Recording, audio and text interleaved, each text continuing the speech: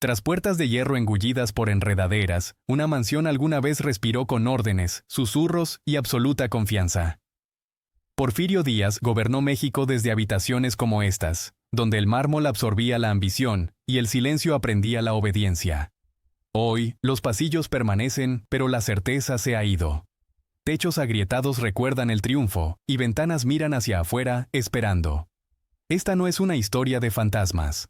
Es un registro del poder que se deteriora hasta convertirse en ruina y una pregunta enterrada bajo el polvo. Cuando la autoridad se derrumba, ¿qué deja tras de sí? La mansión se yergue más silenciosa de lo que la historia jamás le permitió. Sus puertas, antaño abiertas por generales y ministros, ahora resisten a la luz. El polvo se asienta donde las decisiones que una vez transformaron un país. Cada pasillo se siente deliberado, medido, construido no para la comodidad, sino para el mando. Desde estas habitaciones, México era observado, controlado, contenido. La casa no hablaba, pero escuchaba atentamente. Y al entrar, una pregunta persiste en la quietud. ¿Cómo suena el poder después de que se va? Antes de la mansión, antes de los uniformes y las ceremonias, Porfirio Díaz fue moldeado por la fractura. Nacido en un México aún inestable por la guerra y la intervención extranjera, aprendió desde pequeño que el orden no era natural, debía imponerse. Para Díaz, la estabilidad no era una condición, sino una conquista. De joven, recorrió academias militares y campos de batalla con disciplinada paciencia, asimilando la lección de que el caos siempre acecha a la debilidad. Las victorias llegaron lentamente, cada una agudizando su convicción de que la fuerza podía traer progreso. Díaz no se presentó como un tirano en esos años, habló con el lenguaje de la reforma, de la dignidad nacional, de rescatar a México de sí mismo. Pero bajo ese lenguaje se escondía una certeza inquebrantable. La nación requería una sola voluntad. El compromiso, creía él, era simplemente un desorden retardado. A medida que su influencia crecía, también lo hacía su conocimiento de los símbolos. El poder no solo se ejercía, sino que se exhibía.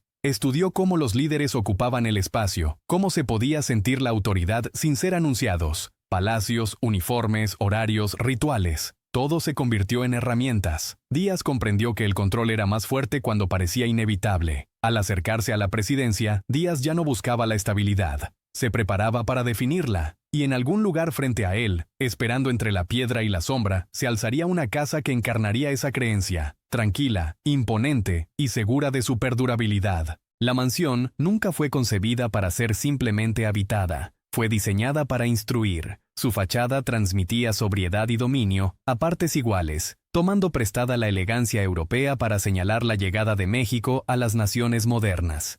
El mármol importado, la herrería y la simetría transmitían un lenguaje en el que Díaz confiaba. El orden hecho visible. Cada línea era intencional. Cada habitación reforzaba la jerarquía. En el interior, el espacio se desplegaba con ceremonia. Los altos techos elevaban las voces. Los largos pasillos ralentizaban los pasos, obligando a los visitantes a compararse con la distancia al poder. Las oficinas estaban dispuestas para observar sin ser observados, lo que permitía a Díaz escuchar más de lo que hablaba. La arquitectura se convirtió en gobierno. El edificio no solo contenía autoridad, sino que la ejercía a diario. Diplomáticos extranjeros recorrieron estas plantas y quedaron impresionados. Las élites se reunieron bajo candelabros que reflejaban riqueza y sumisión. La mansión albergó conversaciones que nunca llegaron a ser públicas. Acuerdos escritos de memoria, no en tinta. Aquí se discutía el progreso, pero también el silencio. Los ferrocarriles se expandieron, las industrias crecieron y las fortunas se consolidaron. Todo mientras las decisiones se filtraban en estas salas. Sin embargo, la piedra tiene un peso que va más allá de la ambición. Los muros recuerdan la vacilación. Las puertas registran la frecuencia con la que se cierran. Con el tiempo, la mansión absorbió los ritmos del mando. Pasos al amanecer, informes murmurados, pausas antes del juicio. Lo que comenzó como un símbolo de permanencia se convirtió silenciosamente en algo más. Una estructura que requería control para sobrevivir. Y a medida que la mansión cumplía su función, la distancia entre el poder y la nación fuera de sus puertas comenzó a ampliarse, casi imperceptiblemente, como una grieta que se forma bajo pisos pulidos. Desde afuera, la época parecía tranquila. Los periódicos elogiaban el orden. Los inversionistas extranjeros celebraban la previsibilidad. La mansión era prueba de que México se había adaptado disciplinadamente a la modernidad. Pero la estabilidad, como el edificio mismo, estaba cuidadosamente orquestada. Dentro de estos muros se tomaban decisiones para preservar la tranquilidad a cualquier precio. La disidencia no se debatía, se gestionaba, se postergaba y se eliminaba. Los pasillos se acostumbraron a un tipo particular de conversación. Llegaban informes que detallaban huelgas, protestas y desesperación rural. Se leían con calma y luego se dejaban de lado. Siguió el silencio, no por ignorancia, sino por decisión propia. Díaz creía que el malestar era un síntoma, no un mensaje, y creía que los síntomas podían suprimirse sin abordar su causa. Aquí, el progreso se volvió selectivo. Los ferrocarriles se expandieron, pero las oportunidades no regresaron con ellos. La riqueza circulaba en las habitaciones familiares, mientras que la pobreza se acentuaba tras las puertas. La mansión permaneció inmaculada, protegida de las consecuencias de sus propias políticas. La estabilidad se preservó, pero solo aislándola. Esta era la ilusión, que el control equivalía a la paz, que la tranquilidad significaba consentimiento. La mansión no cuestionaba esta creencia, la reforzaba. Los gruesos muros filtraban el ruido, la distancia atenuaba la urgencia. Y mientras el orden pareciera intacto dentro de estas habitaciones, la nación más allá podía reducirse a números, no a voces. Pero las ilusiones requieren un mantenimiento constante. Y bajo el pulido suelo de la autoridad se acumulaba una presión inadvertida, invisible y cada vez más impaciente por el silencio. Ninguna estructura revela su debilidad de golpe, la anuncia silenciosamente, mediante cambios que parecen incidentales. En la mansión, las primeras señales no fueron políticas, sino atmosféricas. Las conversaciones se acortaron, los asesores se demoraron menos. Puertas que antes permanecían abiertas ahora se cerraban sin explicación. El mármol aún brillaba, pero algo debajo se había movido. Afuera de las puertas, la desigualdad se convirtió en rutina. Las comunidades rurales se vieron agotadas por políticas agrarias que priorizaban la consolidación sobre la supervivencia. Los trabajadores impulsaban la industria, pero permanecían invisibles dentro de estos pasillos. Su presencia llegaba solo como cifras en informes, reducida a márgenes y riesgos. Dentro de la mansión, se expresaba la preocupación, pero siempre con distancia. La compasión nunca se convirtió en urgencia. Quienes mantenían la casa notaron más de lo que los funcionarios creían. Los sirvientes oían el eco de las discusiones hasta altas horas de la noche. Los guardias percibían ansiedad en las pausas entre órdenes. El edificio, antes seguro, se sentía cada vez más vigilado. El poder comenzó a mirar hacia adentro, protegiéndose de la información que ya no deseaba confrontar. Díaz seguía ocupando sus habitaciones con precisión ritual, pero la repetición sustituyó a la convicción. La estabilidad ahora requería más esfuerzo. El silencio ya no era natural, había que imponerlo. Cada decisión parecía preservar el orden para otro día, no para el futuro. La mansión absorbió esta tensión. Aparecieron grietas finas donde antes habitaba la certeza. Y aunque nada se había derrumbado aún, el edificio ya no estaba en reposo. Contenía la respiración, esperando algo que ya no podía contener. Más allá de las puertas de la mansión, México se movía sin permiso. Los campos se vaciaban mientras los trabajadores se desplazaban hacia ciudades que ofrecían trabajo pero no dignidad. Las fábricas se multiplicaban, pero los salarios seguían anclados en el pasado. La nación cambiaba de ritmo, mientras que la mansión permanecía fija, sellada en su propia versión del tiempo. Desde dentro, el mundo exterior parecía distante, casi teórico. Los informes seguían llegando, apilados ordenadamente sobre escritorios pulidos. Describían hambre, malestar, resentimiento. Cada uno era reconocido y luego contenido.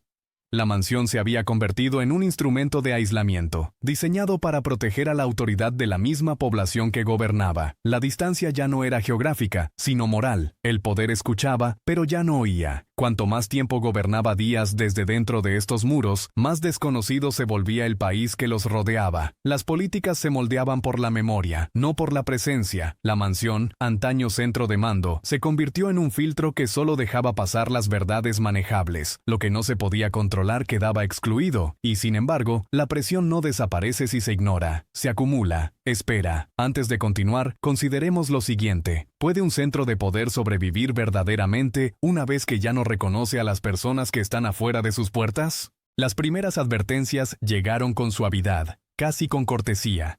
Cartas de funcionarios provinciales. Las conversaciones se atenuaban al mencionar ciertos nombres. Rumores que se propagaban más rápido que los informes.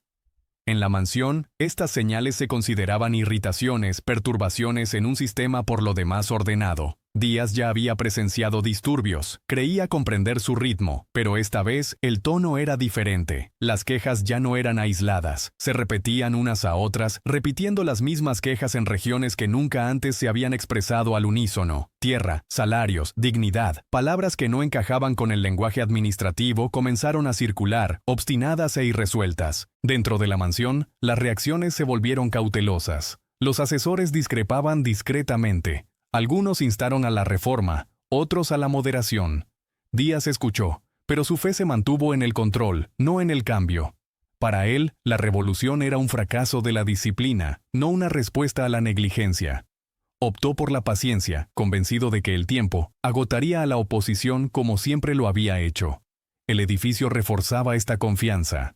Los gruesos muros atenuaban la urgencia. La rutina calmaba el miedo. Desde estas habitaciones, la nación aún parecía gobernable, controlable. Los susurros tras las puertas eran distantes, transportados por un aire que la mansión no admitía del todo. Sin embargo, los susurros tienden a multiplicarse cuando se ignoran, y a medida que se acercaban, atravesando calles y pueblos, la mansión permanecía en silencio, sin darse cuenta de que el silencio ya no funcionaba. Por primera vez en décadas, la certeza flaqueó. Dentro de la mansión, las decisiones se ralentizaron, no porque las opciones fueran inciertas, sino porque la confianza había empezado a erosionarse. Díaz, antes decidido, ahora pedía repetidas confirmaciones. Se releían los informes. Las reuniones se prolongaban sin resolver nada. El control se mantenía, pero ya no avanzaba. Giraba en círculos. Esta vacilación no pasó desapercibida. Los asesores la percibieron en las pausas entre preguntas, en el silencio que seguía a las recomendaciones. El poder, que siempre había emanado de estas habitaciones, ahora se reducía al interior. La mansión se sentía diferente, menos imponente, más defensiva. La autoridad seguía presente, pero ya no era segura. Afuera, los acontecimientos se aceleraron. Las manifestaciones se volvieron más audaces. La oposición habló abiertamente, ya no susurraba. El ritmo de la nación había superado el del palacio. Y mientras Díaz consideraba concesiones, temía que cualquier señal de flexibilidad fracturara la imagen que había construido durante toda su vida. El giro fue sutil pero decisivo. La mansión, construida para proyectar permanencia, se había convertido en un lugar de demora. Y en momentos de tensión histórica, la demora puede ser más peligrosa que el error. A medida que la incertidumbre se instalaba en las paredes, una verdad se hizo inevitable. El poder que se detiene demasiado tiempo corre el riesgo de ser superado por el movimiento que se niega a reconocer. Las puertas no cayeron de golpe, fueron arrolladas por el impulso. Las calles se llenaron más rápido de lo que los funcionarios pudieron responder, y las voces que antes se consideraban ruido de fondo, se volvieron imposibles de ignorar. La revolución no se anunció a la mansión, llegó por ausencia, al dejar de obedecerse las órdenes y dejar de temerse a la autoridad. En el interior, las rutinas se desmoronaron primero. Se cancelaron reuniones. Los mensajes quedaron sin respuesta. La mansión, acostumbrada desde hacía tiempo a dirigir los acontecimientos, se vio obligada a reaccionar. Lo que una vez fue un centro de mando, ahora se sentía vulnerable, sus muros menos protectores contra una nación en movimiento. Díaz permaneció dentro, protegido por el protocolo, incluso cuando éste perdió su significado. El edificio seguía en pie, pero su influencia se había desvanecido. Resultó que el poder no estaba grabado en piedra, sino que se otorgaba por la creencia. Y la creencia se había trasladado a otro lugar. Del otro lado de las puertas se oía un sonido que la mansión no había oído en años. Rechazo, no caos, sino rechazo. La estructura que una vez representó la inevitabilidad, ahora simbolizaba distancia y abandono. Antes de continuar, reflexionemos sobre lo siguiente. Cuando las personas retiran su fe en el poder, la autoridad se derrumba de repente o ya ha estado vacía durante algún tiempo. A medida que la nación lo superaba, Díaz se refugió aún más en la mansión. Las salas que antes eran de consulta se convirtieron en refugios de la realidad. Los asesores discutían en voz baja, con su lealtad dividida entre la costumbre y el miedo. Algunos aún creían que el momento podía controlarse. Otros presentían que la historia ya había pasado página. La mansión incitaba a la negación. Su aislamiento atenuaba la urgencia. Puertas gruesas silenciaban el mundo exterior, permitiendo que la esperanza persistiera más de lo que la razón permitía.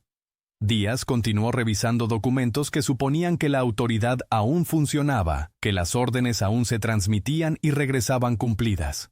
Dentro de estas habitaciones, el pasado seguía siendo convincente, pero las señales de fractura se multiplicaron. Los aliados desaparecieron silenciosamente. La confianza extranjera flaqueó. La mansión ya no recibía visitas en busca de favores, solo mensajeros con malas noticias. Cada informe reducía el margen en el que el poder aún podía fingir existir. La negación se convirtió en la defensa final. Reconocer el derrumbe significaría admitir que la mansión, ese símbolo de permanencia cuidadosamente construido, había fracasado en su propósito. Así que Díaz esperó, rodeado de muros que evocaban su antigua certeza. Sin embargo, la historia no negocia con la memoria. Y mientras el silencio llenaba estas habitaciones, la mansión se preparaba para algo que nunca fue diseñada para albergar: el abandono. La partida fue más silenciosa de lo esperado. No hubo discursos finales desde las grandes salas, ni confrontaciones dramáticas dentro de los muros de la mansión. Díaz se fue no triunfante ni desafiante, sino reconociendo que la autoridad ya había seguido adelante sin él. La casa que una vez amplificó su presencia ahora solo le ofrecía refugio. Cuando se tomó la decisión, recorrió la mansión como una corriente de aire. Se recogieron los papeles. Se retiraron los objetos personales. Las rutinas que habían gobernado décadas se disolvieron en cuestión de días. El poder abandonó el edificio no con ceremonia, sino con fatiga. La estructura permaneció en pie, pero su propósito se desvaneció con su ocupante. Afuera, la nación se redefinió sin esperar permiso. Dentro, la mansión absorbió la ausencia. Las salas que antes albergaban deliberaciones, ahora albergaban ecos. El silencio era diferente, ya no impuesto, sino natural. La historia había cambiado de rumbo y el edificio no podía seguirla. El exilio de Díaz marcó más que el fin de una presidencia. Expuso la verdad que la mansión había ocultado durante tanto tiempo. La permanencia era una ilusión sustentada únicamente por la fe. Y una vez que la fe se desvaneció, incluso los muros más imponentes se redujeron a refugio, no a dominio. La casa había visto a una nación alejarse. Ahora esperaría, insegura de lo que llegaría a ser. El poder deja huella, pero no instrucciones. Tras días, la mansión entró en una nueva fase, definida no por las órdenes, sino por la incertidumbre. Los sucesivos gobiernos recorrieron sus pasillos con cautela, conscientes del peso que pesaba sobre sus muros. El edificio fue reutilizado, renombrado, reinterpretado, pero nunca recuperado por completo. Su significado se resistía a la simplificación. Lo que una vez simbolizó control ahora conllevaba incomodidad. Algunos veían la mansión como un recurso útil, otros como una vergüenza. Las habitaciones fueron reasignadas, alteradas, despojadas de toda ceremonia. Pero sin importar con qué frecuencia cambiara su función, la estructura conservaba una gravedad que no podía ser eliminada por la legislación. Stone recuerda la intención. Aquí radica el giro. La mansión no se volvió irrelevante, sino incómoda. Era la prueba de que la autoridad podía parecer absoluta y aún así disolverse. Para los líderes que la sucedieron, el edificio fue una advertencia disfrazada de infraestructura.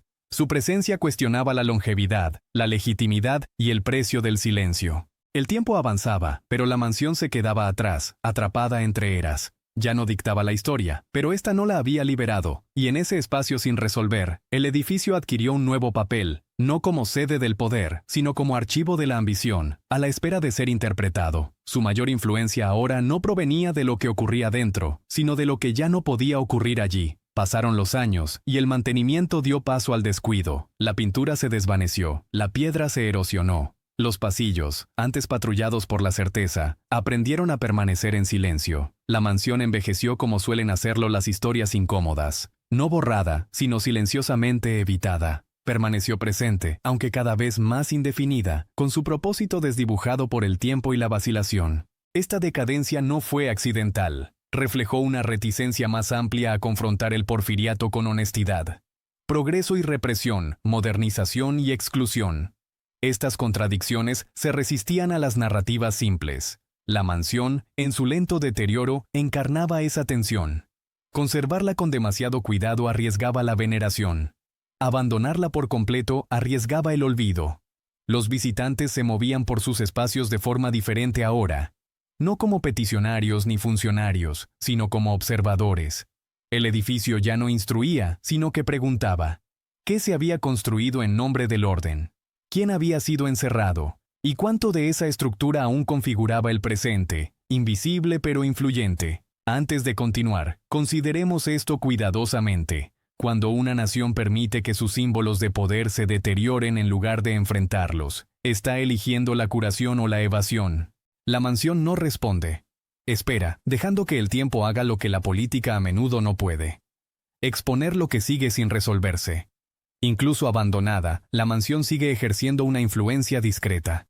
Su silueta sigue siendo familiar, su presencia inevitable. Las leyes han cambiado, los gobiernos han cambiado, pero persisten los ecos de la lógica de días. El orden se prioriza sobre la equidad, la estabilidad sobre la inclusión. El edificio no causa estos patrones, pero nos recuerda con qué facilidad se arraigan. Los historiadores interpretan la mansión de otra manera ahora, no solo como una reliquia de la dictadura, sino como un estudio de resistencia, de sistemas, hábitos y justificaciones.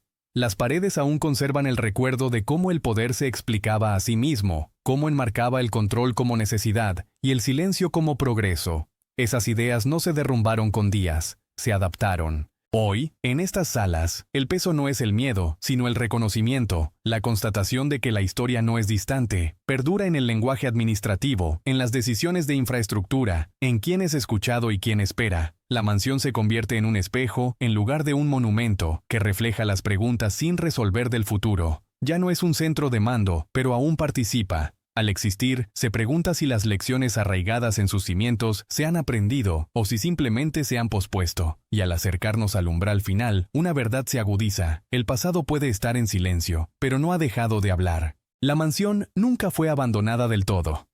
Simplemente se dejó que hablara en un registro diferente. Donde antes la autoridad daba órdenes, la memoria ahora plantea preguntas. El giro final no se esconde en habitaciones secretas ni en documentos olvidados, sino en el reconocimiento. El poder no desaparece cuando caen los líderes. Se dispersa, se reestructura, espera. Porfirio Díaz creía que la permanencia podía construirse en piedra, que el orden podía perdurar más allá del consentimiento. Durante décadas, la mansión hizo que esa creencia pareciera inatacable. Sin embargo, su supervivencia no es evidencia de éxito, sino una advertencia.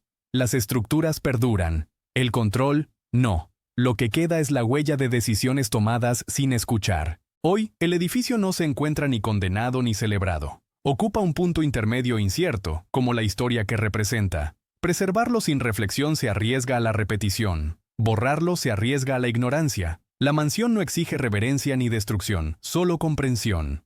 La historia, después de todo, no castiga, observa. Y al dejar atrás estos pasillos, una pregunta silenciosa nos sigue. Cuando el poder resurja, ¿reconoceremos su arquitectura antes de que cierre sus puertas?